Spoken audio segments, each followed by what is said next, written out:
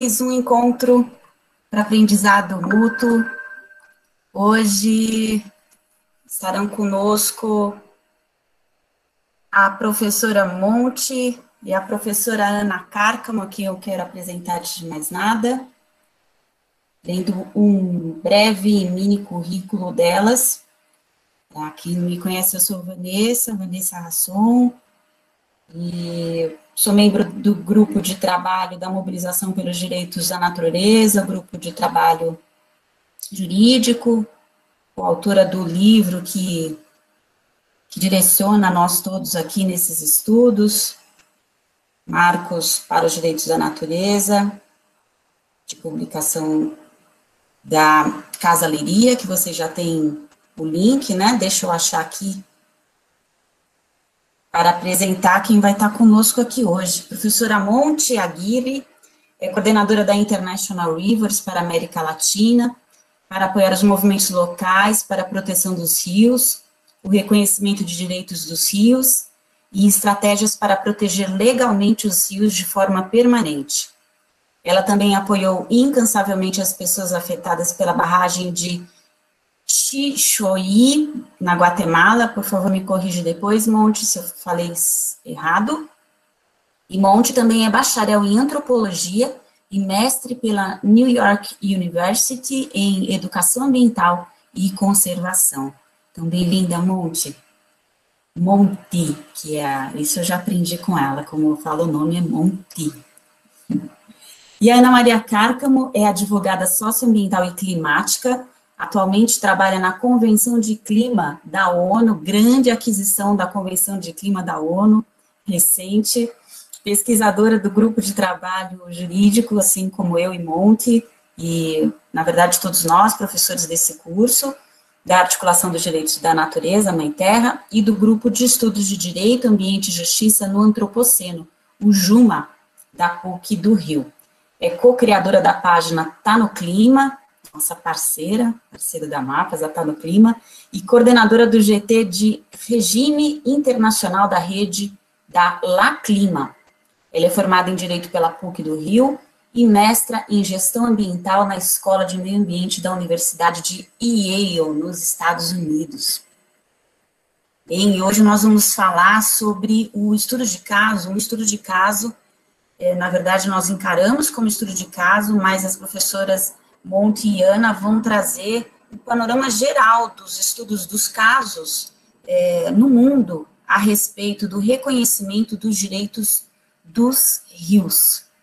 E eu gostaria de colocar para vocês, para além dessa coleção de músicas Guarani, que já nos inspira a abrir o coração, a abrir o espírito para entender disso tudo que a gente vem falando, e que hoje vai aprofundar ainda mais com essa qualidade da sacralidade que os povos originários imprimem na relação com seus rios, para os nosso já conhecido sistema de gerenciamento de recursos hídricos. Os corpos hídricos adquirem uma outra dimensão quando se trata dessa sacralidade, uma dimensão relacional.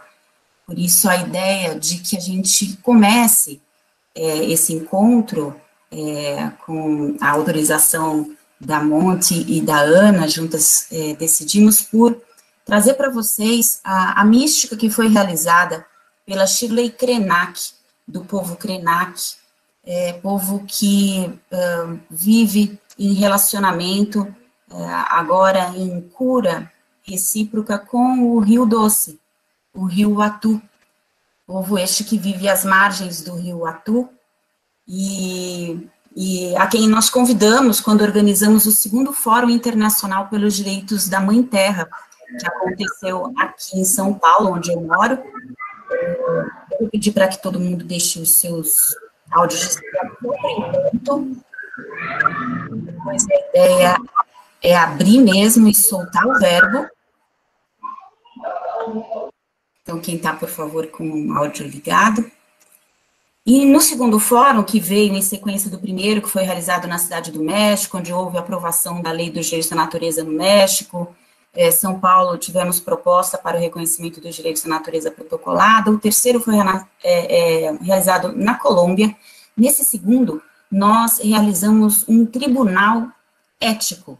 É uma metodologia que uma organização chamada Global Alliance for Rights of Nature, eu vou colocar o nome e o site aqui para vocês daqui a pouco no chat, realiza para chamar a atenção para o olhar da sociedade civil a respeito do que seria o julgamento a ser realizado pelo Poder Judiciário. Então, criou-se o Tribunal Ético, e no segundo Fórum Internacional pelos Direitos da Mãe Terra, nós realizamos esse tribunal para ver julgado o caso do Rio Doce, da perspectiva da sociedade civil, como eles chamam, o crime do Rio Doce.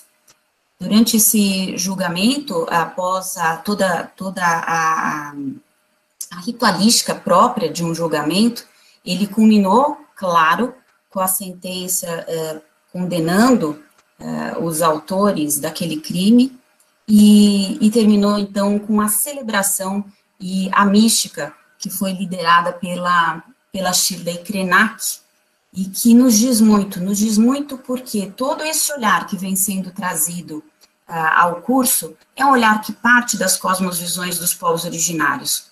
Então, é com este olhar que precisamos também adentrar e compartilhar da teoria que nós estamos aqui trocando junto com vocês e entre nós e entre vocês conosco, porque é um aprendizado comum. Esse olhar é um olhar que está para além da perspectiva antropocêntrica que o próprio direito contém. Portanto, nós precisamos olhar além do tema do direito que estamos tratando, que são os direitos da natureza, e hoje, especificamente, os direitos do rio, olhar também para a própria conformação do direito, como ele tem se dado. E é por isso que as místicas indígenas nos aproveitam tanto para que a gente possa conectar em algum lugar este conhecimento que é multidimensional. Então, eu vou colocar apenas um trecho, né, do julgamento, o vídeo está todo disponibilizado, eu vou colocar o link aqui para vocês também no canal do YouTube dos Direitos da Natureza, mas eu vou colocar especialmente a parte da mística, peço que vocês acompanhem como se estivessem lá, porque a gente está tratando do Rio Doce, e a seguir Ana Monte, vamos falar de outros tantos rios maravilhosos que nós temos conectado.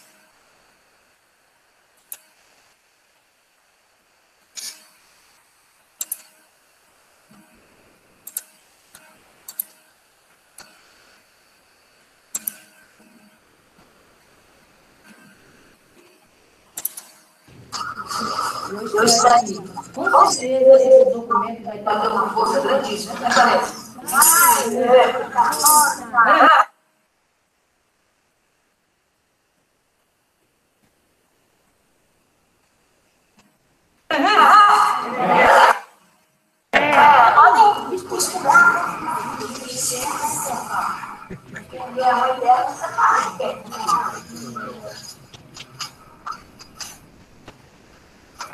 Se vocês acreditam na cura, porque eu acredito. O povo Krenak, ele cura através do campo. Então, se vocês virem tomar com nós, vocês sejam curados a partir da hora.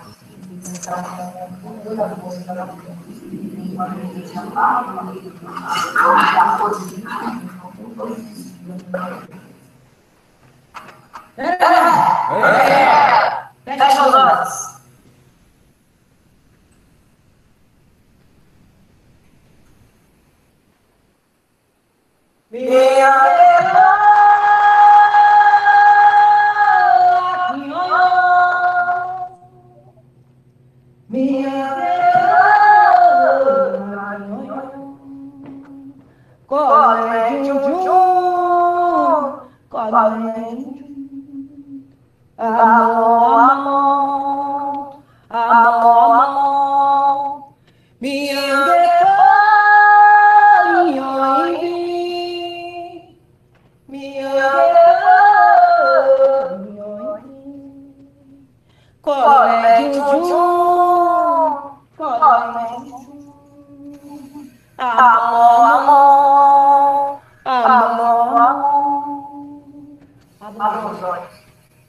Se olha. Respirem. Respirem. Se olhem. Respirem. Se olhem. Respirem. Se olhem. E repitam comigo. Nakiawit Boruré. Nakiawit Boruré. Repitam forte, porque aqui é poeira. Tem que ser forte. Nakiawit Boruré. Nakiawit Boruré. Nakiawit Boruré. Nakiawit Boruré. Borur não grite. Borur não grite. Bruceré. Bruceré. Bruceré. Bruceré. Nakiawit Boruré. Nakiawit Boruré. Nakiawit Boruré. Nakiawit Boruré. Borur não grite. Borur não grite. Bruceré. Bruceré. Borur não grite. Borur não grite. Bruceré. Bruceré. Gente do coração, que a gente bate no chão de acordo com as batidas do coração, de acordo com a batida do coração. Tem que ter sintonia, tem que deixar de secar esse texto também. Viu? Olha. Nakiawit Boruré. Nakiawit Boruré. Nakiawit Boruré. Nakiawit Boruré. Borur não grite. Borur não grite. Bruceré. Bruceré. Borur não grite. Borur não grite. Bruceré. Bruceré. Saudade.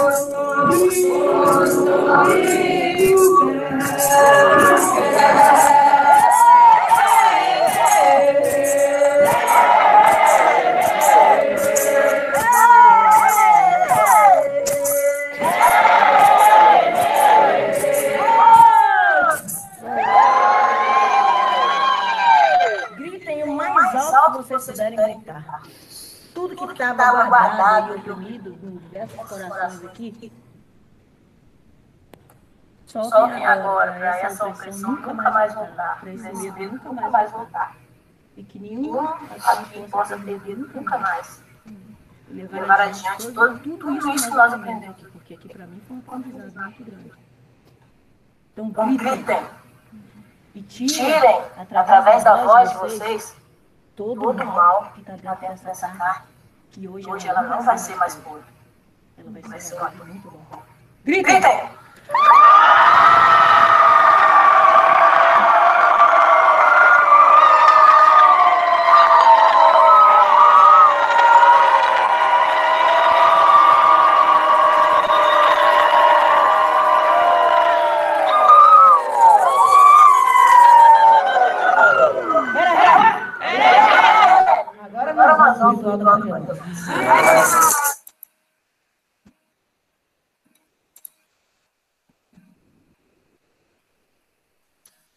Muito bem.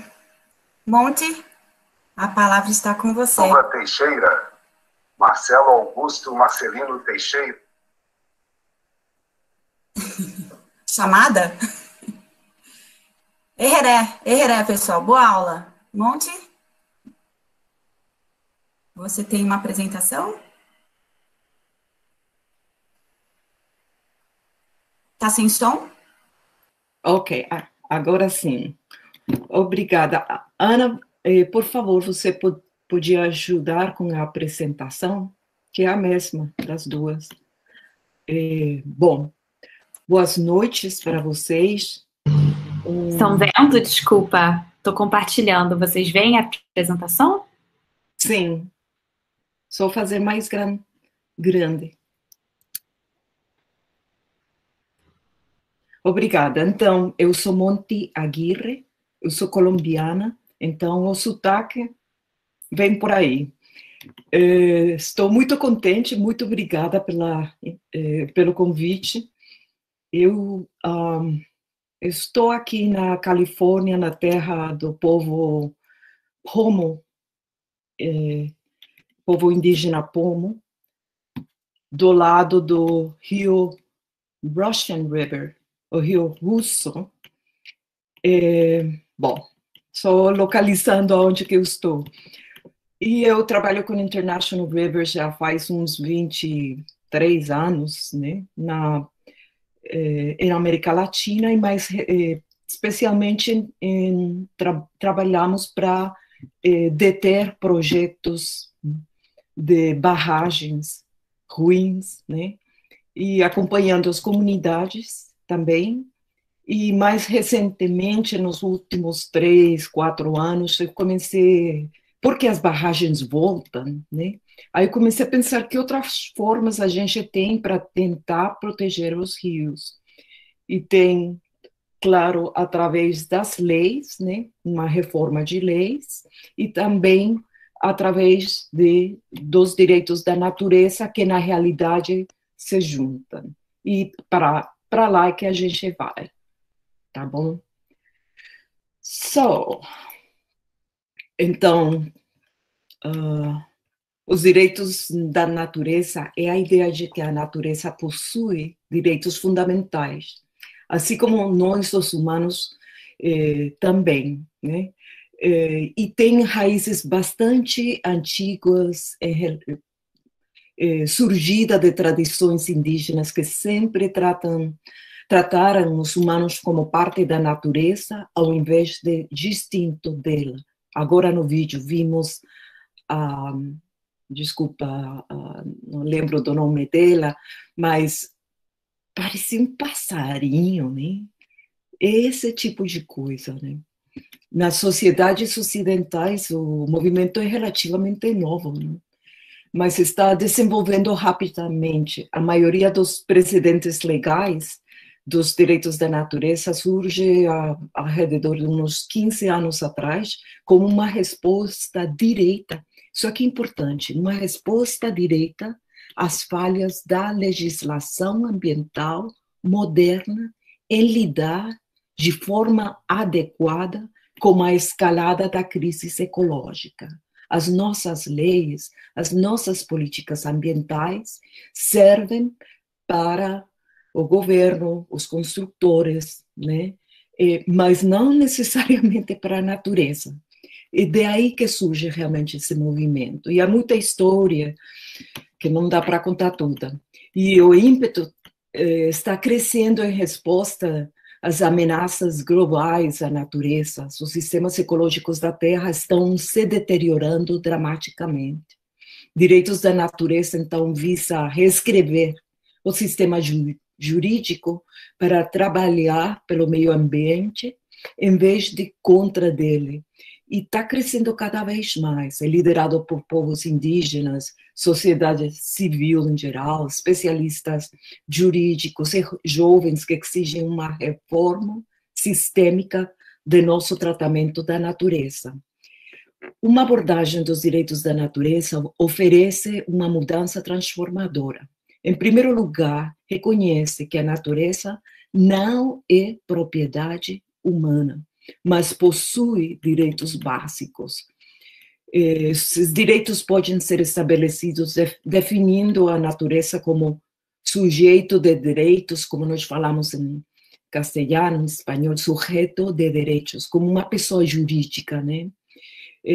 Ou por meio de outra terminologia, dependendo do país ou do caso específicos. E esses direitos podem incluir direitos a existir, a prosperar e o direito à restauração. Os direitos dos rios, conforme a Declaração Universal dos Rios, fala também do direito a fluir livremente, né? O direito a se alimentar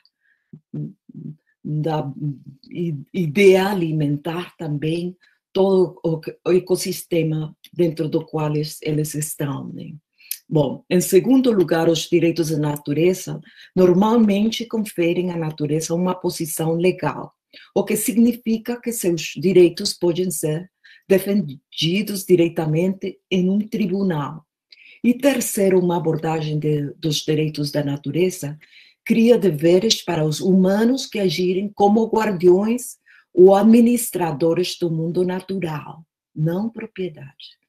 Muitas leis e decisões dos direitos da natureza criam órgãos de tutela, guardiões, é usualmente o termo que é usado, onde um grupo de pessoas ou uma entidade também tem o dever legal de defender os direitos, os interesses da natureza. E as abordagens realmente variam muito. Em alguns casos, os direitos estão baseados na jurisprudência indígena e direitos de tratado, por exemplo, como um dos últimos casos que foi no Canadá, o caso do Magpie, que fica lá no Ártico. Eu estive lá. Em outros, então, são promulgados como direitos constitucionais, codificados nas leis nacionais ou aprovados como ações executivas. Também abrangem ordenanças locais, muitas vezes desenvolvidas em situações em que as comunidades estão lutando contra a inação federal, como nos exemplos dos Estados Unidos e do Brasil.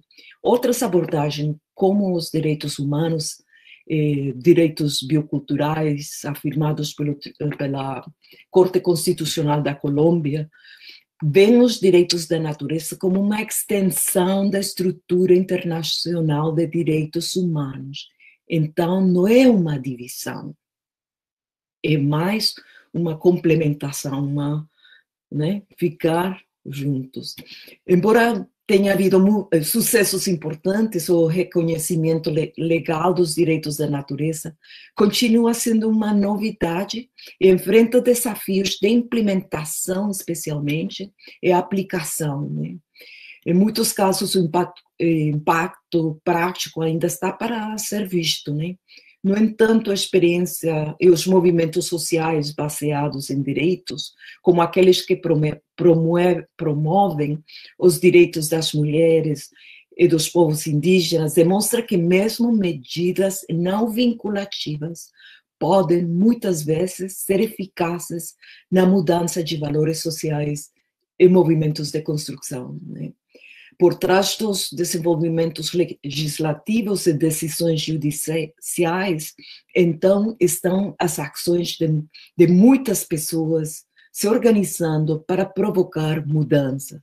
Vocês, por exemplo, emendas constitucionais e legislativas no Equador e na Bolívia foram impulsadas por movimentos populares, por um modelo de desenvolvimento ecologicamente correto, ou melhor possível, centrado na comunidade, enraizado no conceito indígena de Sumac Kausai. Uma campanha na Uganda, uma campanha da sociedade civil, ajudou a garantir que os direitos da natureza fossem consagrados na nova lei de proteção ambiental do país. A jurisprudência dos direitos da natureza ainda está em sua infância, à medida que tribunais e legisladores continuam a desenvolver e definir conceitos e abordagem. Então, apresentar casos, o que isso quer dizer na prática é a urgência de apresentar casos. Vamos levar o rio nas cortes, uma coisa assim, né?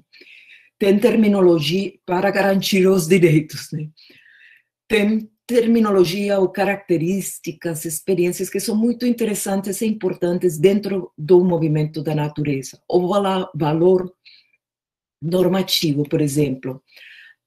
ao lado dos resultados concretos de novas leis e casos, os conceitos consagrados pelas medidas dos direitos da natureza têm um valor normativo importante e reenquadram as relações de exploração ou destrutivas entre as pessoas e a natureza. Por exemplo, no caso da Nova Zelândia, né, que a Ana vai falar muito mais, mas só para mencionar que a jurisprudência dos direitos da natureza baseia-se fortemente nas noções indígenas de Caequitanga, ou tutela, guardiões, que vê os humanos, de novo, né, como administradores, em vez de proprietários do meio ambiente.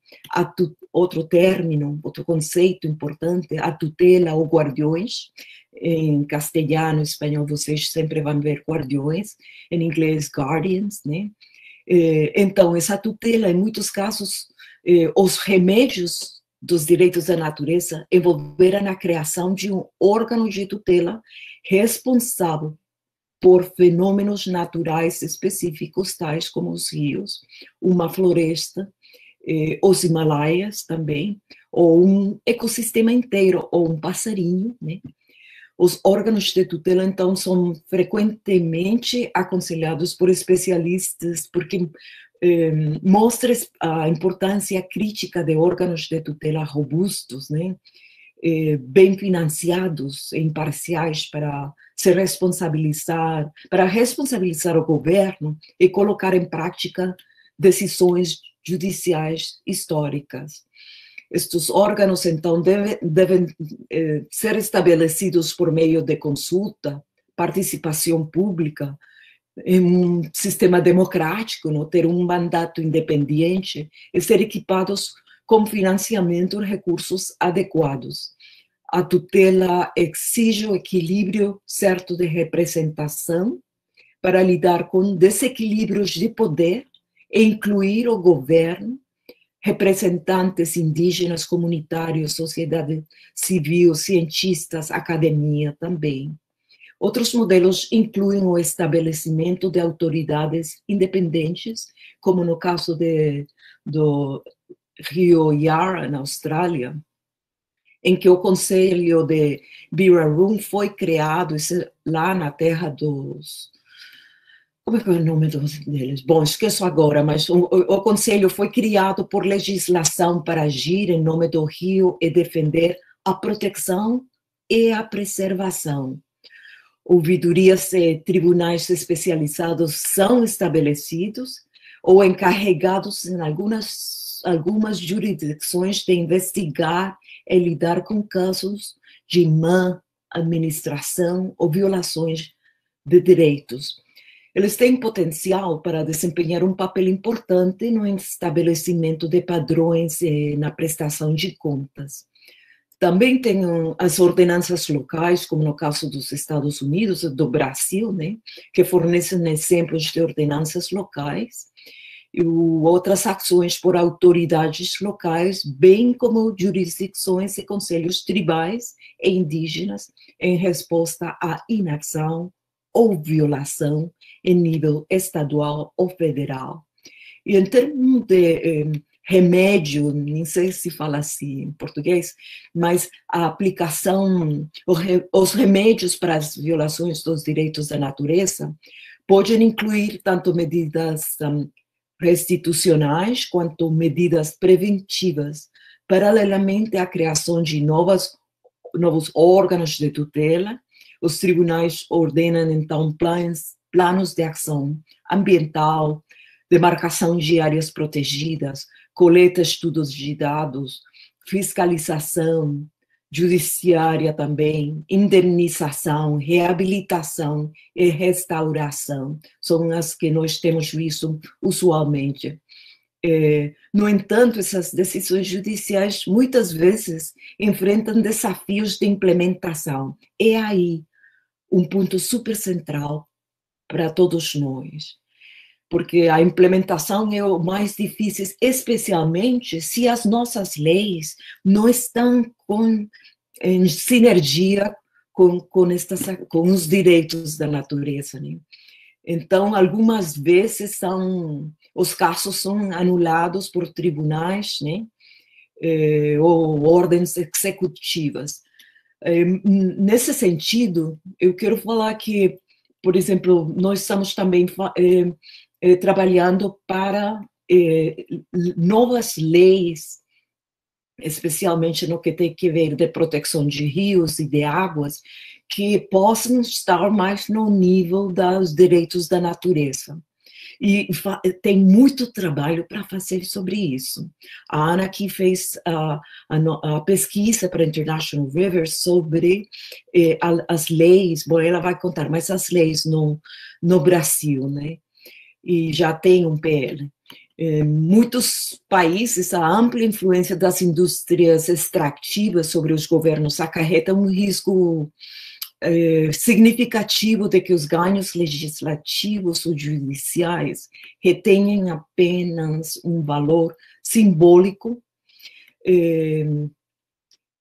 em face dos interesses concorrentes que favorecem a exploração. Por isso também o movimento popular e global tem um alto valor.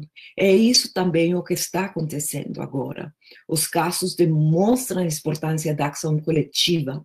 É um movimento forte, comprometido das comunidades locais, ativistas, advogados, ambientalistas e muitos mais, né?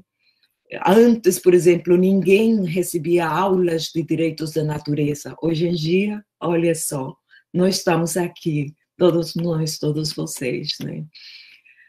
Tem alguns termos que são muito importantes quando a gente está falando dos direitos da natureza. O conceito do antropocêntrico, que é uma visão do mundo que considera os seres humanos como elementos mais importantes da existência. Na lei, um quadro antropocêntrico muitas vezes significa reconhecer seres humanos como os únicos seres que podem ter direitos e ter personalidade jurídica.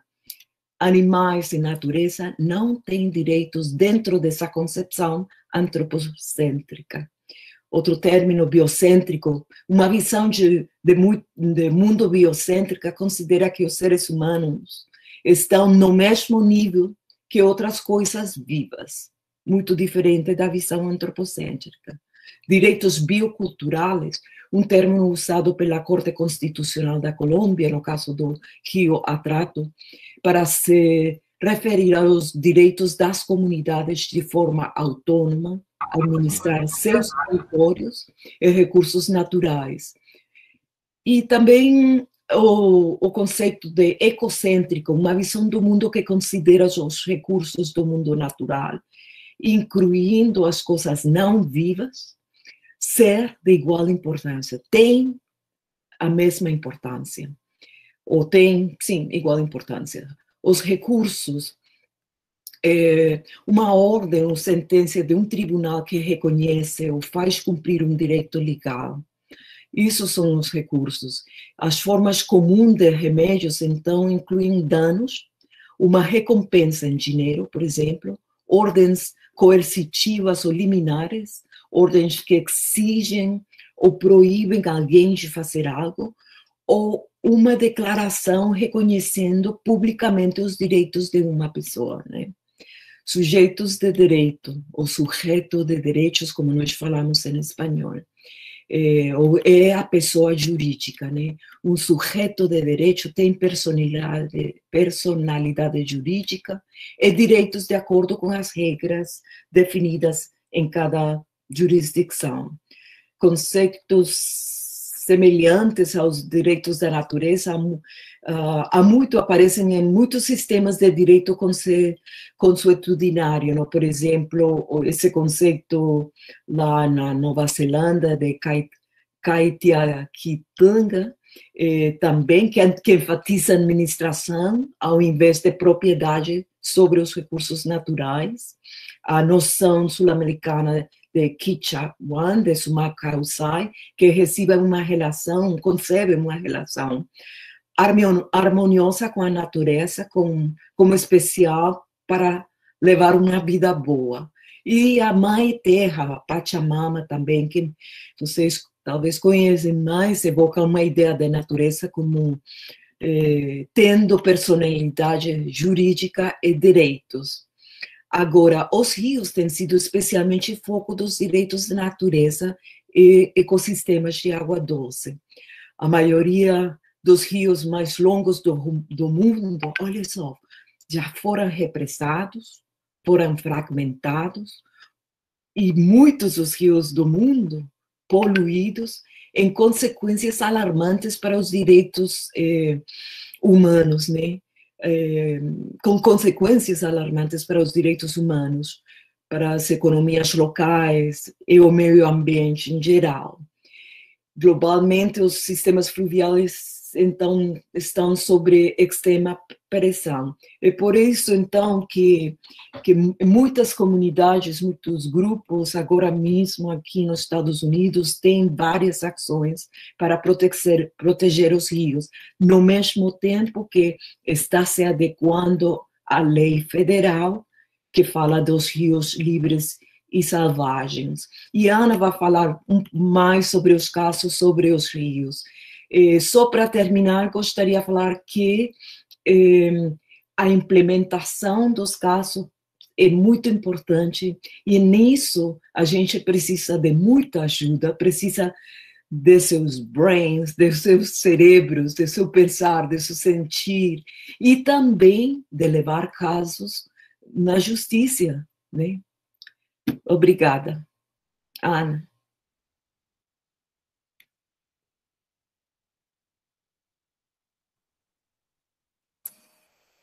Tá com a Ana agora, Monte? Ui, desculpa, eu estava falando, só que eu estava no mudo. Muito obrigada, Monte e Vanessa. Realmente brilhantes as apresentações, a Mística também. Eu realmente fiquei arrepiada ouvindo a Mística e toda a fala da Monte, tão inspiradora.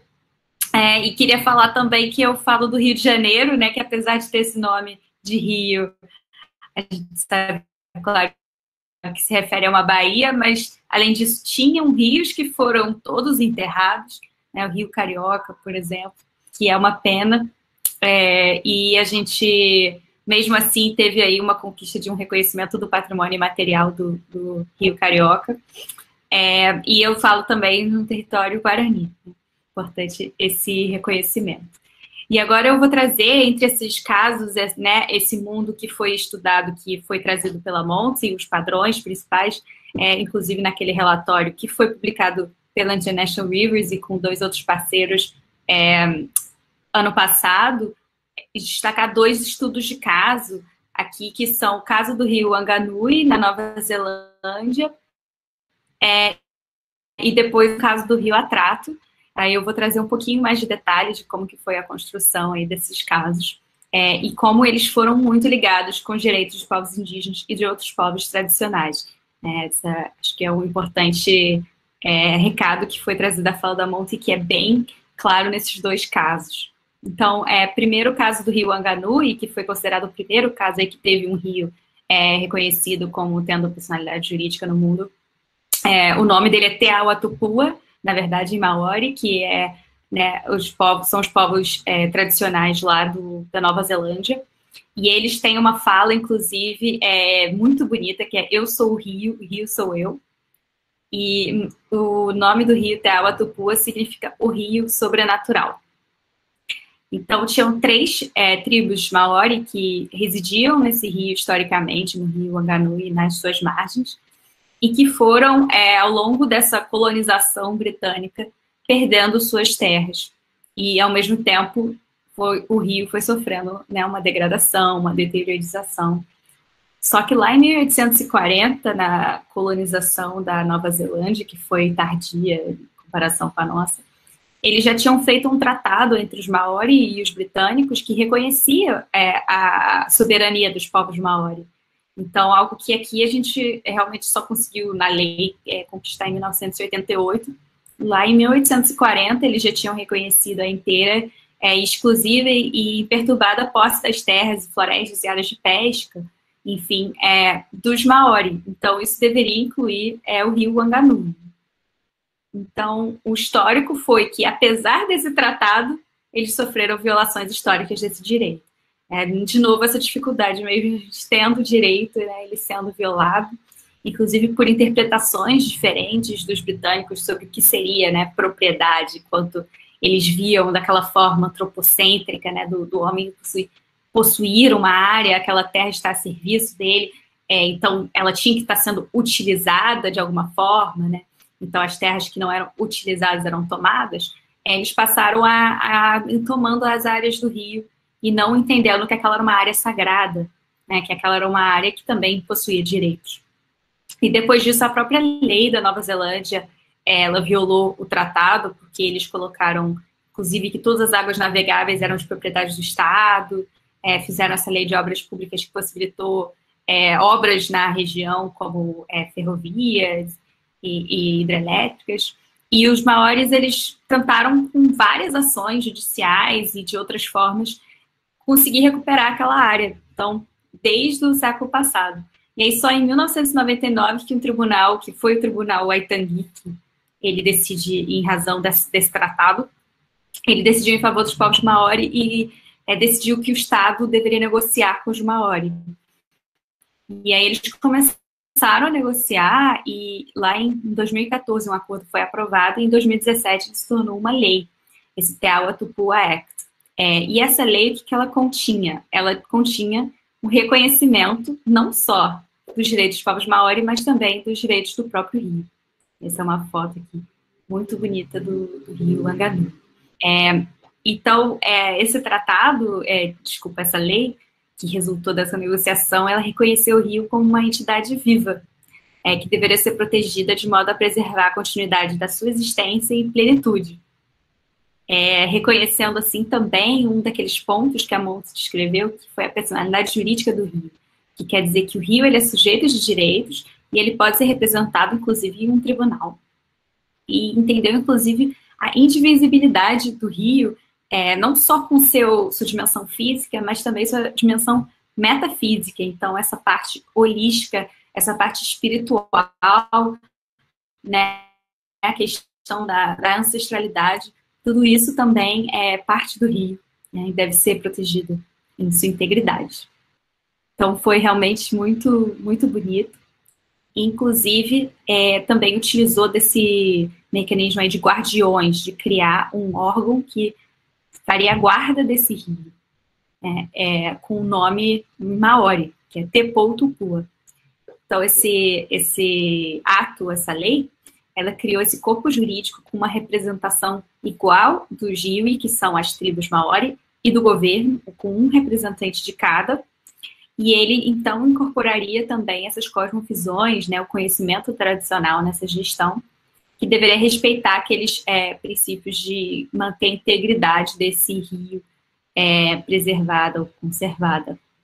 E criou aí uns outros órgãos também de governança para conseguir manter nessa questão da conservação do rio, os direitos do rio, que foi o Te Pou, desculpa, não sei como pronunciar, Te Kopuka, que ele liderava mais com questões mais estratégicas no distrito, um outro para o planejamento e a proteção do rio e outro para a gestão das margens. Então, todas essas partes seriam protegidas com planos concretos, né, e de forma integrada. E, além disso, um outro ponto que a Monti destacou também como muito importante para que isso seja possível é um fundo, né? Ele criou um fundo para terem recursos financeiros para conseguir, de fato, manter, gerir e conservar esse rio. Então, isso é um exemplo muito importante de como outros países poderiam depois, né, fazer o mesmo tipo de proteção e de reconhecimento. E também, além disso, trouxe um reconhecimento muito importante, que foi o Estado reconheceu as violações de direitos históricos, né, perante os Maori e perante o rio. Então, eles tiveram também uma dimensão reparatória, né? Além do Estado reconhecer essas violações, ele também indenizou em 80 milhões de dólares neozelandeses, sendo uma parte dessa direcionada para esse fundo, para manter a gestão aí da proteção do rio. Além disso, ele renunciou a todas as áreas estatais nas margens do rio, então, inclusive os parques, reservas, áreas de conservação, passariam a ser integrados para ter uma gestão conjunta de tudo isso, né? Que não pode ser separado, né? Como em muitas leis a gente faz isso, né? A gente separa e não vê como é tudo relacionado, é tudo interdependente. Então, essas áreas também passaram a ser geridas como parte do rio Wanganui pelo Tepo Tupou. E aí foi um marco realmente histórico. E a gente ainda não tem muito como avaliar a gestão, como que tem sido, mas no papel, realmente brilhante. Aí um segundo caso, que é o caso do Rio Atrato, aqui do nosso vizinho na Colômbia, é muito mais próxima da nossa realidade no Brasil, em termos de cultura, mas também bebe muito da fonte do caso do Rio Wanganui, tem muitas semelhanças e que podem ser trazidas também para o nosso contexto, que a gente depois vai falar um pouco disso. Então, o Rio Atrato é o rio mais caudaloso da Colômbia e também é uma região com muitos povos indígenas e muitos povos afrodescendentes, que seriam, né, como se fossem os quilombolas aqui. E a ação, que foi uma ação judicial, foi proposta principalmente em virtude dos povos afrodescendentes, das violações dos seus direitos. E utilizou muito daqueles conceitos que a Monty falou, né, de sumaca causei, de bem viver, né, como uma parte de uma visão andina de como se pode viver em equilíbrio com a natureza, né, como se pode se viver de forma harmônica.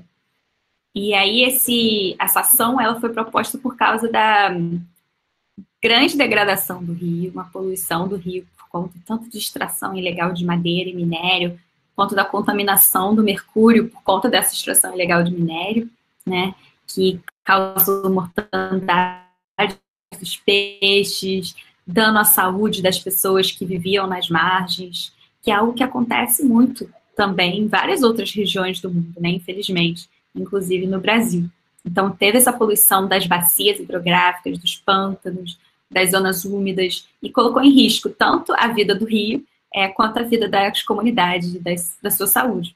E é interessante destacar que a ação ela foi proposta realmente em virtude dos direitos das comunidades, não do rio em si. E aí a interpretação judicial que foi além. E aí também mostrando aí uma linha do tempo, um pouco mais curta que a outra. Claro que as violações já deviam anteceder isso, né? Mas a ação de tutela, que foi essa ação proposta lá na Colômbia, que para quem é do direito, aqui no Brasil, é algo parecido com um mandado de segurança. Lá não existe, que, pelo meu entendimento, uma ação popular, talvez aqui seria um outro tipo de ação civil pública, mas foi proposto por essa organização Terra Digna, representando organizações de sociedade civil e comunidades nas margens daquele rio. Ela foi indeferida na primeira instância, mas aí na Corte Administrativa Suprema e depois, só na Corte Constitucional que ela passou a ser aprovada e foi reconhecida a personalidade jurídica do Rio Atrato. Então, foi além daquele pedido inicial que foi mais baseado nos direitos fundamentais e direitos humanos. E foi super interessante, porque essa sentença ela reconheceu a personalidade jurídica do Rio Atrato, realmente pautada nessas cosmovisões andinas, né? Nessa visão de que existe um bem viver, de que existem direitos da natureza, também no plurinacionalismo, né, que existem diferentes nações, culturas dentro do país, algo muito, muito vivo aqui no contexto latino-americano, e também no princípio da precaução, né, que é um princípio que existe também no direito ambiental, que é quando existe alguma dúvida científica, se deve sempre agir de modo a proteger o meio ambiente, proteger os direitos humanos e de proteger, nesse caso também, os direitos da natureza. E aí ele reconheceu a importância do rio para a vida das populações locais e seus direitos bioculturais, né, esses direitos que a Monty mencionou até, que são das comunidades, mas também da natureza, e se pautou aí nesses direitos fundamentais que já existiam, que são o direito ao meio ambiente saudável na Colômbia. Aqui no Brasil a gente tem o direito ao meio ambiente ecologicamente equilibrado, mas que inclui essa previsão da sadia qualidade de vida, então é muito, muito conectado. O direito à água, o direito à segurança alimentar, até mesmo o direito à vida, à cultura e ao território. Então, todos esses direitos muito interrelacionados, né, com os direitos do rio. E aí ela não viu uma ruptura com os direitos humanos, mas sim esse direito do rio como uma extensão, né, dos direitos humanos. Além dos direitos humanos, tem os direitos da natureza. Então, coexistindo naquela visão lá de ecocentrismo. E o Estado ele foi condenado por omissão e foi obrigado a assegurar a proteção, a conservação e a restauração do rio.